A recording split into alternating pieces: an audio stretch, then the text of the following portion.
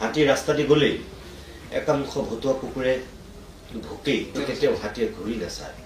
যদি বিজেপিক ভোট দিব নালাগে তাক ভোট দিব লাগে সেই কথাটো আপোনালোকে কওক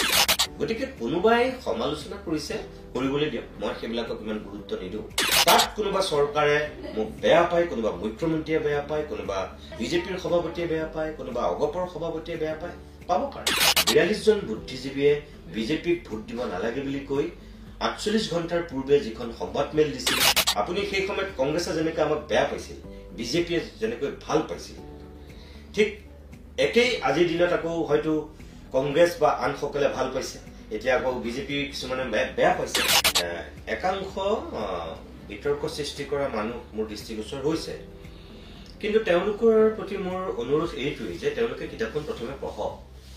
কিতাপখন তেওঁলোকে হাতত তুলি লওক তাৰপিছত তেওঁলোকে বিতৰ্ক কৰক সমালোচনা কৰা মানুহখিনিৰ বা তেওঁলোকৰ দৃষ্টিভংগী তেওঁলোকৰ বিষয়বস্তু তেওঁলোকৰ উপস্থাপন শৈলী তেওঁলোকৰ শব্দৰ ব্যৱহাৰ তেওঁলোকৰ বাক্যৰ প্ৰক্ষেপণ শৈলী সকলোবিলাক মই মন কৰিম এটাটো মিনিমাম ষ্টেণ্ডাৰ্ড থাকিব লাগিব গতিকে মই সেই ধৰণৰ মানুহকহে গুৰুত্ব দিম যিখিনি মানুহৰ সমালোচনাক মই গুৰুত্ব দিয়াৰ প্ৰয়োজন আছে বুলি ভাবিম যাৰ সমালোচনাক মই কোনো গুৰুত্ব দিয়াৰ প্ৰয়োজন নাই বুলি মোৰ বিবেকে ক'ব মোৰ মন মগজুৱে ক'ব তেনেকুৱা মানুহে মোক হাজাৰ সমালোচনা কৰিলেও মই সেই হাতীটোৰ দৰে হ'ম যে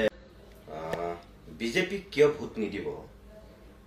অসমীয়া গোৱেলছ নেমিছপ্লেছ মেটাফৰ কিতাপখন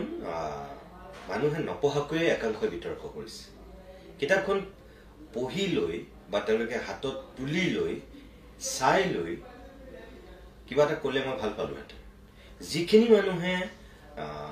আপুনি যিটো কথা কৈছে যে বিতৰ্ক হৈছে মই ভাবো যে কিতাপখন যাৰ হাতত আছে তেওঁলোকে বিতৰ্ক নাই কৰা যি পঢ়িছে তেওঁলোকে বিতৰ্ক নাই কৰা যি নাই পঢ়া যি নাই দেখা দি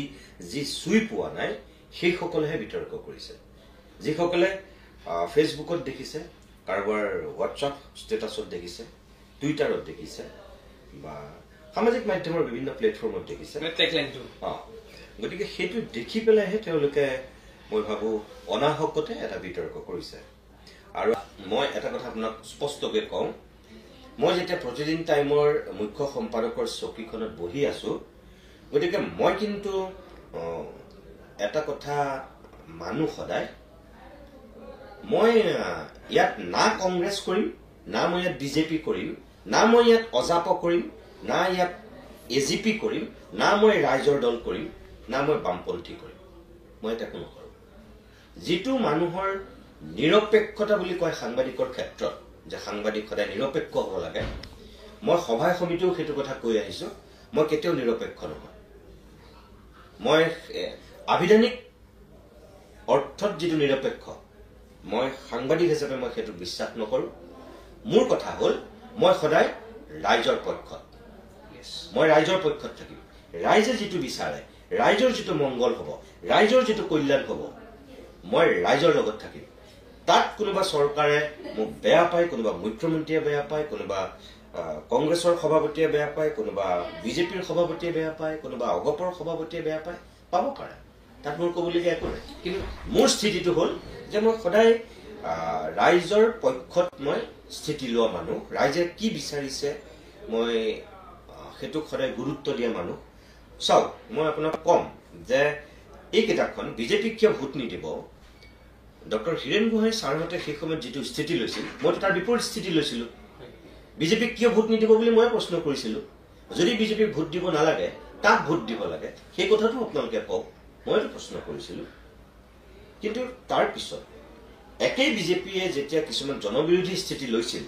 যেনে ধৰক কা আন্দোলনৰ সময়ত যিটো পৰিৱেশৰ সূচনা হৈছিল মই অকল ষ্টুডিঅ'তে বহি মই বকি থকা মানুহ নহয় মোৰ যিটো মন মগজুৱে মোৰ যিটো কথা কৈছে মই সেইটোক মই সমৰ্থন কৰিছোঁ আৰু সেই ধৰণে মই মোৰ পদক্ষেপ গ্ৰহণ কৰিছোঁ চাওক মানে আমাৰ সমাজখনত এনেকুৱা যে আমি যেতিয়াই কোনোবা নিজে আমি ৰাজনৈতিক এটা বৃত্তৰ মাজত থাকোঁ আমি আনকো আমাৰ সেই বৃত্তটোৰে আমি আবৃত কৰিব বিচাৰোঁ তাত আবদ্ধ হৈ থকাটো বিচাৰোঁ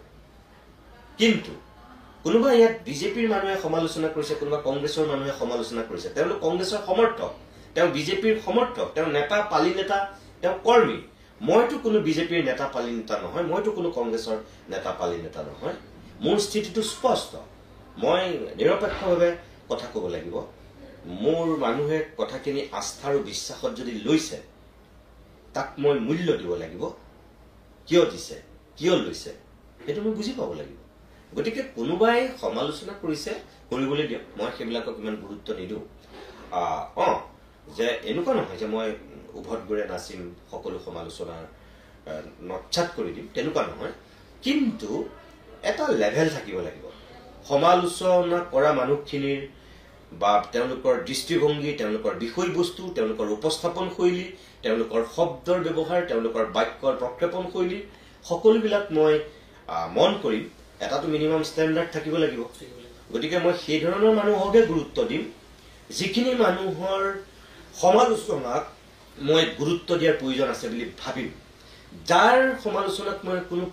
গুৰুত্ব দিয়াৰ প্ৰয়োজন নাই বুলি মোৰ বিবেকে ক'ব, মোৰ মন মগজুৱে ক'ব,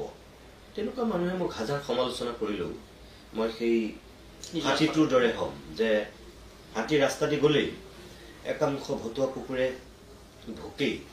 কিন্তু কেতিয়াও হাতীয়ে ঘূৰি নাচায়। মই হাতী নহয়, মই তেওঁলোককো ভতুৱা কুকুৰ বুলি কোৱা নাই, কিন্তু মোৰ স্থিতিটো তেনেকুৱাই হ'ব।